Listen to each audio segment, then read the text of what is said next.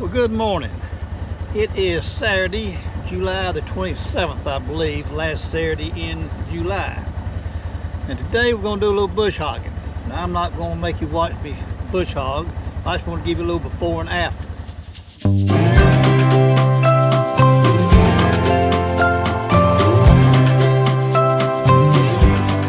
I'm going to start down here in the bottoms. And this is my favorite place on the farm down here when it's bush hogged and clipped and weed eated. It's just absolutely gorgeous here. As you can see, over the last few weeks, the dog fennel has taken over.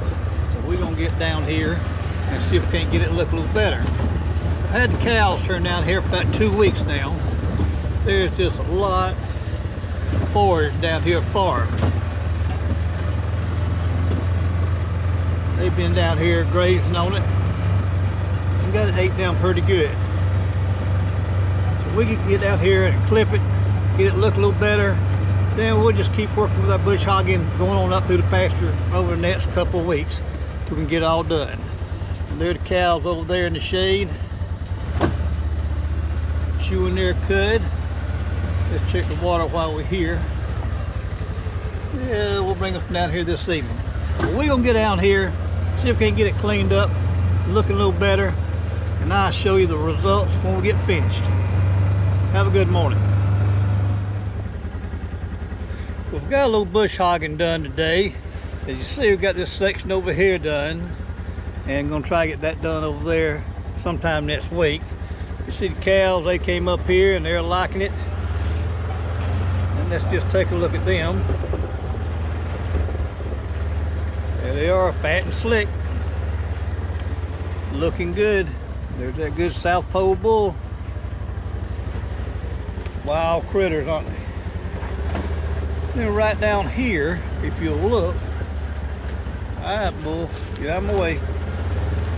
We also cut down, Justin came over, my oldest son, and did a couple things for me.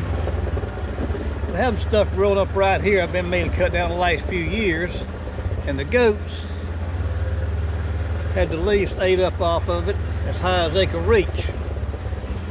So we went ahead and cut those down. And I told him we're just going to leave them laying there a few days and let them finish cleaning the leaves off of them, and they're in heaven. That's just like candy to a kid right there. So they'll finish cleaning all the leaves off of them. Then we'll drag them up here to a burn pile and let them sit probably the fall and burn them. So we got this section clipped. Now let's go on down here to the bottoms. Look at them. Well, as you can see, that looks a lot better. Got all the bush hogging done down here. And Justin did a couple things for me down here. He started on a little dab of weed eating. As you can see, that pond's in pretty good shape. Just got this one side up here left to go around. Got this part right here done.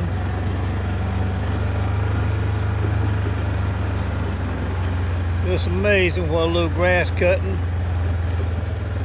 a little bush hogging, and a little weed eating to do. But while I was bush hogging earlier, I came down through here. I said, well, there's a tree on the fence.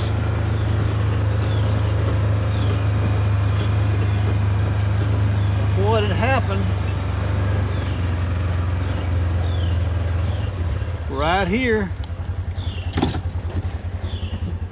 as you see, that's on the other side of the creek or river, whatever you want to call it. Looks like it was rotting at the base. The one of them storms, it fell across my fence right here, had it down. You can see those 2 insulators, the black ones, ripped them out. So we cut those back for me. We'll pile them right there. So we got another burn pile going here in a few weeks. When it dries out some, we'll get him burn this. But it pays to keep your eye on your fence. Because if you watched the last video, you saw where like 2 weeks ago I rode all around the fences before I moved my cows back here. And everything was in good shape except that one section way down there where the beavers had gnawed the tree down. We took care of that. Then today I saw where this was down, so we took care of it. Because the last thing we want or cows out. So check your fence on a regular basis, especially after storms. But man, it sure looks better down here.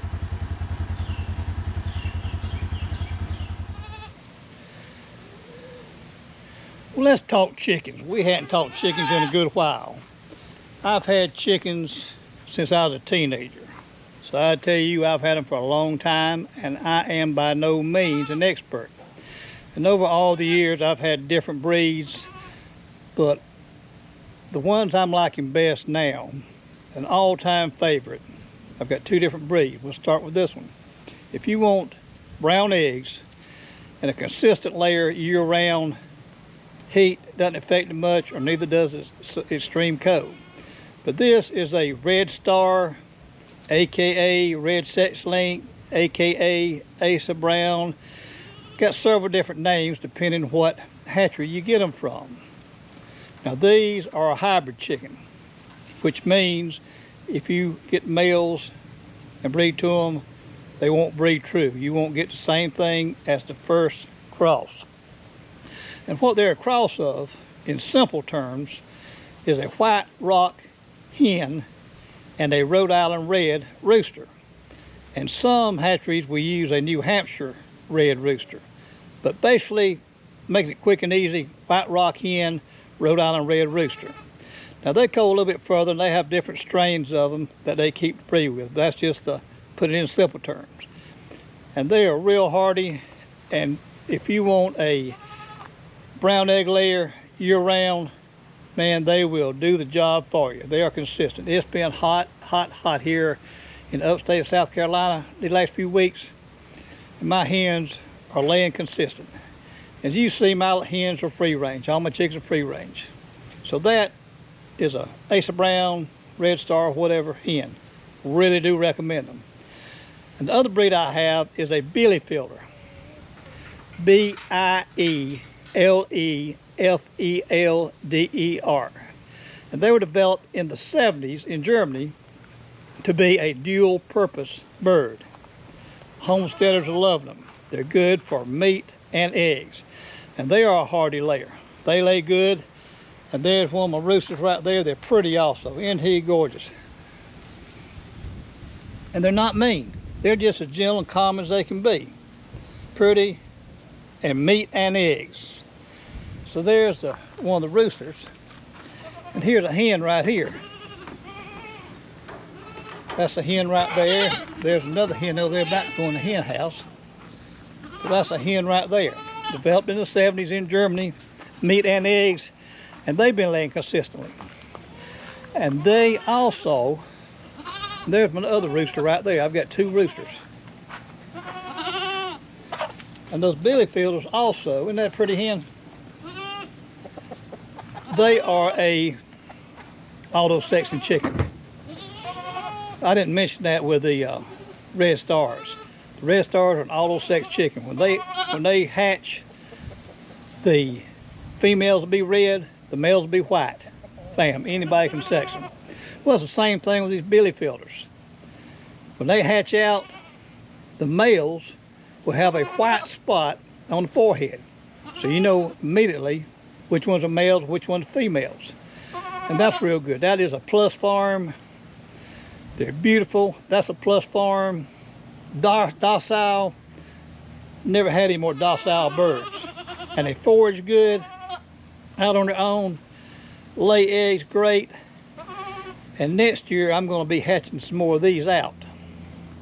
Matter of fact, I might see if you do it this year. But they are a great chicken. If I free range them, I'm really happy with both breeds. I'd recommend either one.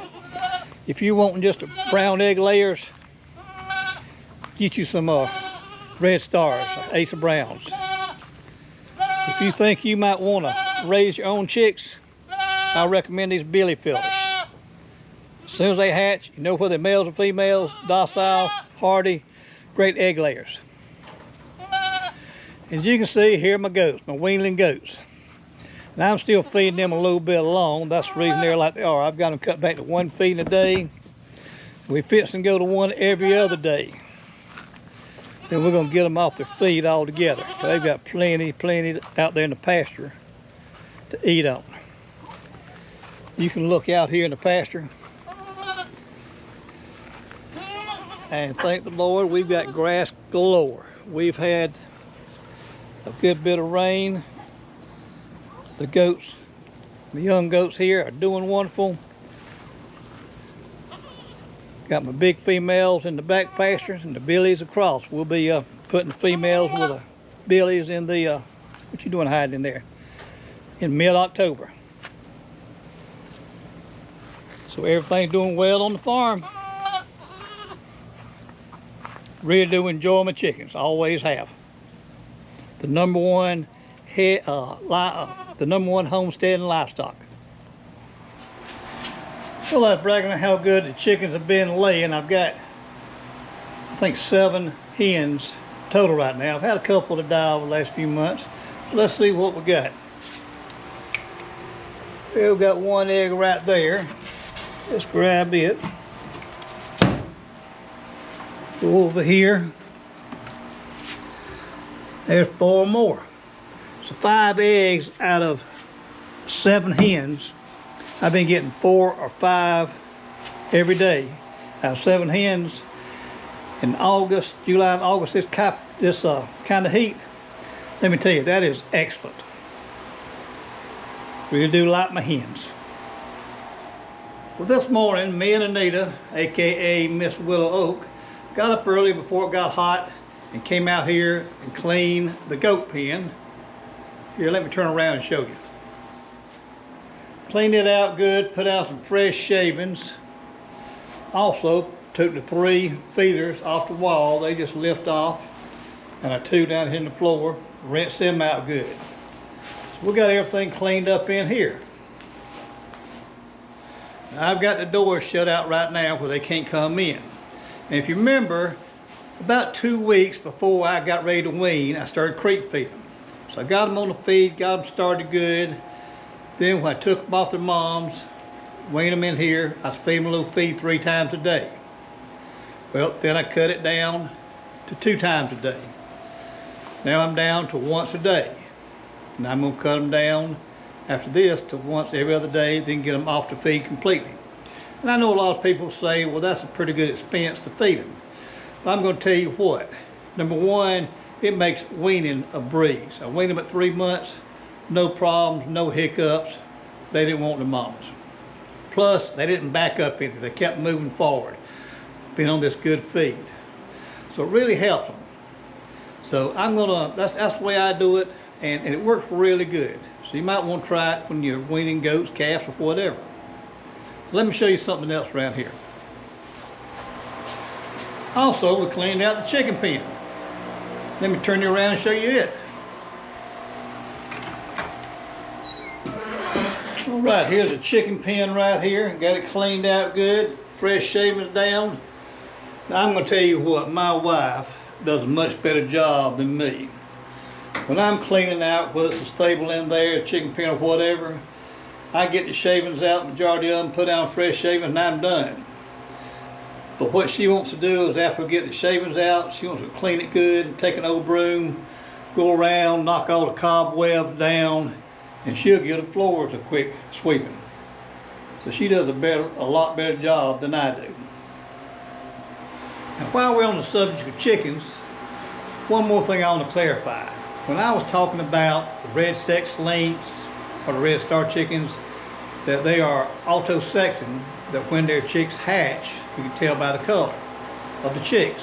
And yes, when they hatch, I said the females are red. That's correct, they're a reddish color.